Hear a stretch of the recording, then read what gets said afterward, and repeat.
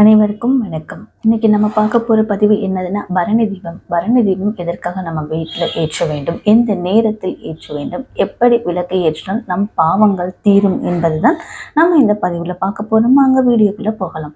கார்த்திகை தீப திருநாள் அன்று அதிகாலையில் திருவண்ணாமலை அருணாச்சலேஸ்வரர் கோவிலில் சிவபெருமான் சன்னதியில் ஒரு விளக்கு ஏற்றப்பட்டு பிறகு அதிலிருந்து 5 தீபங்கள் ஏற்றப்படும். பிறகு மீண்டும் அந்த 5 தீபங்களும் ஒன்றாக்கப்பட்டு ஒரே தீபமாக மாற்றப்படும். இதற்கு தான் பரணி தீபம் என்று பெயர். ஏகன் அநேகன் என்ற பஞ்சபூத தத்துவத்தை உணர்த்துவதே பரணி தீபம் ஆகும்.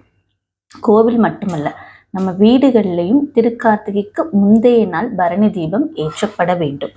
இதற்கு என்ன காரணம்? பரணி தீபம் ஏற்றும் முறை எப்படி வந்தது? வீட்டில் பரணி தீபம் ஏற்றுவதால் நமக்கு என்ன நன்மைகள், என்ன பலன்கள் கிடைக்கும்? இந்த ஆண்டு பரணி தீபம் எப்பொழுது வருகிறது? கார்த்திகை மாதம் முழுவதுமே தீபங்களுக்குரிய மாதமாகும். இந்த மாதம் முழுசும் நம்ம வீட்டு வாசல்ல தீபம் ஏற்றி வழிபடும் வழக்கம் சிலரிடம் உள்ளது. ஆனால் பெரும்பாலானவர்கள் திருக்கார்த்திகை துவங்கி 3 நாட்கள் வீடு முழுவதும் விளக்கேற்றி வழிபடும் வழக்கத்தை கடைபிடித்து வருகின்றனர். உண்மையில் திருக்கார்த்திகைக்கு முதல் நாள் பரணி தீபம், திருக்கார்த்திகை அன்று தீபம், திருக்கார்த்திகைக்கு மறுநாள் பஞ்சராத்திர தீபம் என 3 நாட்கள் விளக்கேற்றுவது சரியான முறையாகும். இதில் பரணி தீபம் யமதர்மராஜாவிற்காகவும், திருக்கார்த்திகை தீபம் சிவபெருமானுக்காகவும், பஞ்சராத்திர தீபம் பெருமாளுக்காகவும் நம்ம ஏற்றி வழிபாடு செய்கிறோம்.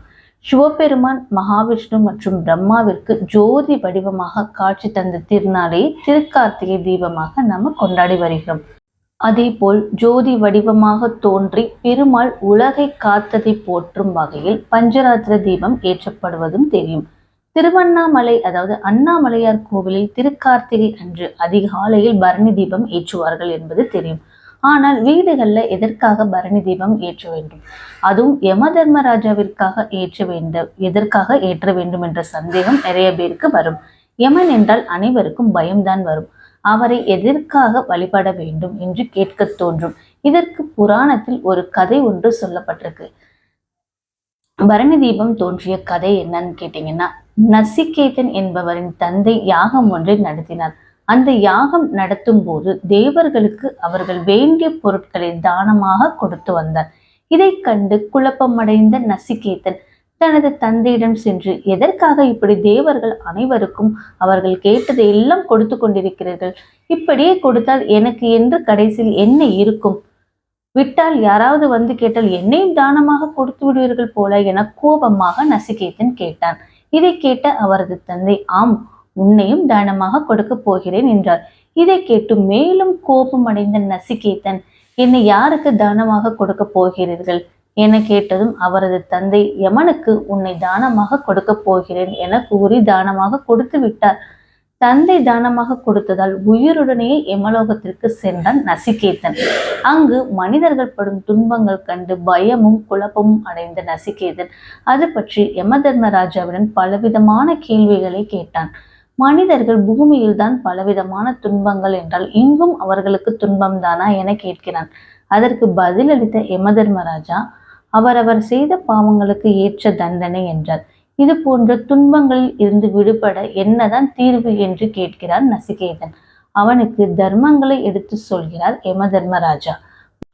மனிதர்கள் தெரியாமல் செய்த பாவங்கள் தீர்வதற்கு என்ன செய்ய வேண்டும் என யமதர்மராஜா கூறிய வழிகளில் ஒன்றுதான் இந்த பரணி தீபம்.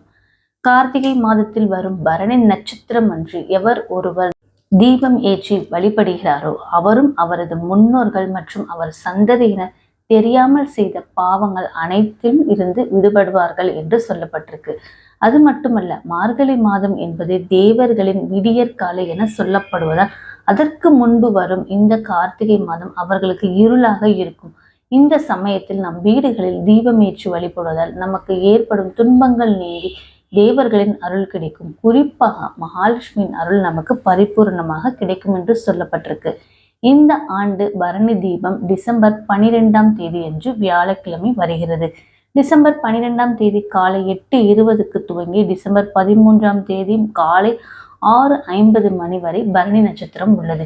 யமதர்மராஜாவிற்கு உரிய பிரியமான பரணி நட்சத்திரம் அன்று நாம் வாழும் போதே வாழ்க்கைக்கு பிறகும் துன்பம் இல்லாமல் வாழ மாலை 6 மணிக்கு பிறகு விளக்கேற்ற வேண்டும்.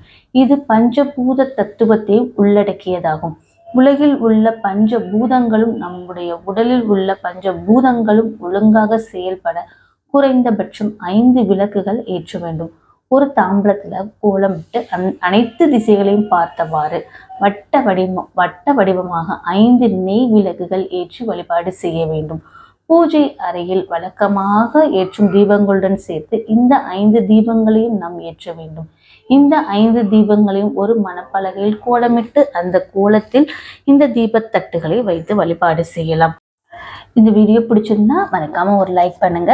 நம்ம திருக்கார்த்திகை அன்று ஏற்ற வேண்டிய தீபம், அதற்கு முதல் நாள் ஏற்ற வேண்டிய தீபம், அதுக்கடுத்த நாள் ஏற்ற வேண்டிய தீபம் பற்றி நம்ம இந்த பதிவுல தெளிவாக பார்த்திருக்கோம் என்று நினைக்கிறேன்.